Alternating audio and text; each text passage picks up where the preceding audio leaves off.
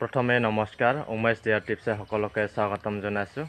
আৰু আজি বহু দিনৰ অন্তত কমচে কম 1.5 মাহমান হৈ গ'ল এতিয়ালৈকে ভিডিঅ' আপলোড কৰিব পৰা নাই। আৰু আজি অন্য এটা নতুন ভিডিঅ' আপলোড কৰিবলৈ বিচাৰিছোঁ। আজিৰ ভিডিঅ'টো হৈছে বি ফাৰ্মিং, যিটো মৌ-মাখি পালন কৰা হয় আৰু মৌ-মাখি পালনৰ যিটো ৰস ওলাই মাৰ্কেটলৈ বিক্ৰী কৰা হয়, যিটো বজাৰলৈ, তাৰে বিষয়ে অকণমান আপোনালোকক দেখাবলৈ বিচাৰিছোঁ।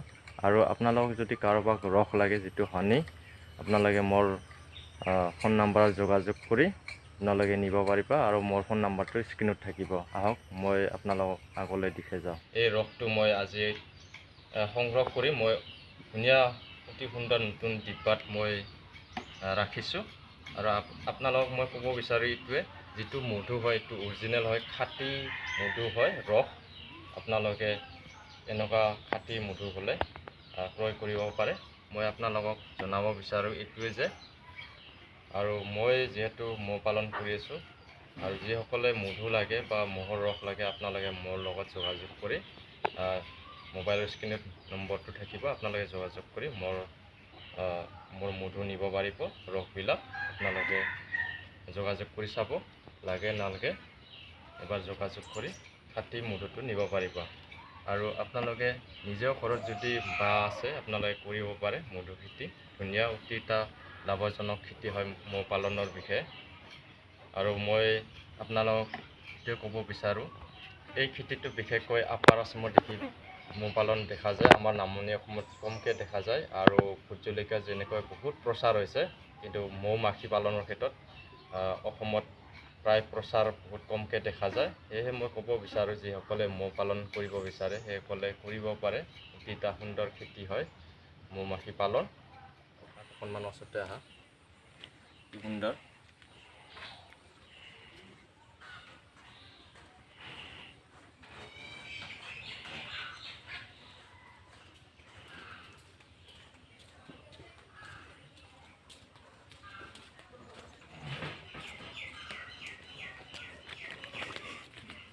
এয়া অতি সুন্দৰ মধু হয়, অৰিজিনেল হয়, এইটো খাঁটি মধু হয় ৰস।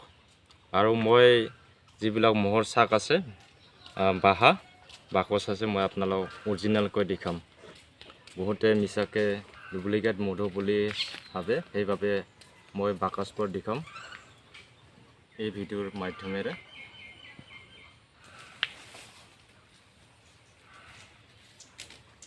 এনেকৈ বিক্ৰী কৰা হয়, অতি সুন্দৰ। আৰু আহক মোৰ বাহাকেইখন দেখাই দিওঁ। বহুতে মোক ডুপ্লিকেটৰ মধু বুলি, বজাৰত লৈ গ'লে ডুপ্লিকেট মধু বুলি কয়। সেয়ে মই আপোনালোকক যিহেতু ক'ব বিচাৰোঁ, মই অৰিজিনেল বাকচ দেখাম, মোৰ ঘৰতে আছে।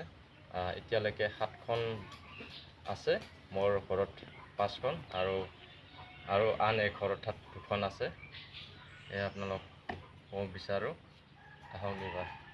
এয়া আপোনালোকক ভিডিঅ'ত মধুৰ ৰস যিটো সংগ্ৰহ কৰা হয় তাৰে দেখুৱাইছোঁ। এই বাকচটো মৌ, এয়া ধুনীয়া মৌ আপডাউন কৰি আছে, অহা যোৱা কৰি আছে। এইখন মৌ বাকচ, আৰু সেইফালে 3খন আছে। আহক সিফালে দেখাই দি আছে, এইফালে দেখাই দি আছে। এইখন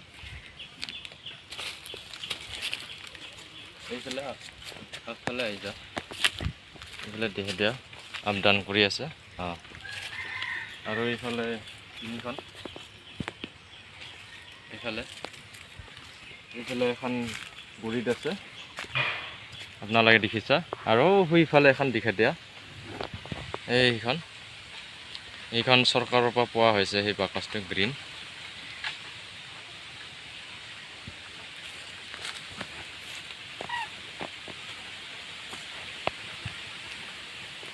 আপোনালোকক বাকচ আপডাউন কৰি আছে, আপোনালোকক বিশ্বাস নকৰিব পাৰে, সেইবাবে দেখাই দিয়া হৈছে। আৰু আজিৰ ভিডিঅ'টো ইমানতে সমাপ্ত কৰিবলৈ বিচাৰিছোঁ। আপোনালোকক বাকচবোৰ দেখুওৱা হ'ল। আৰু আপোনালোকে মোৰ পৰা যদি মধু কিনিব বিচাৰে, মধুৰ ৰসটো, আপোনালোকে মোৰ স্ক্ৰীনত নম্বৰটো থাকিব, যোগাযোগ কৰি মোৰ লগত নিব পাৰিব। আৰু লগতে আজিৰ ভিডিঅ'টো চোৱাৰ বাবে ধন্যবাদ থাকিল।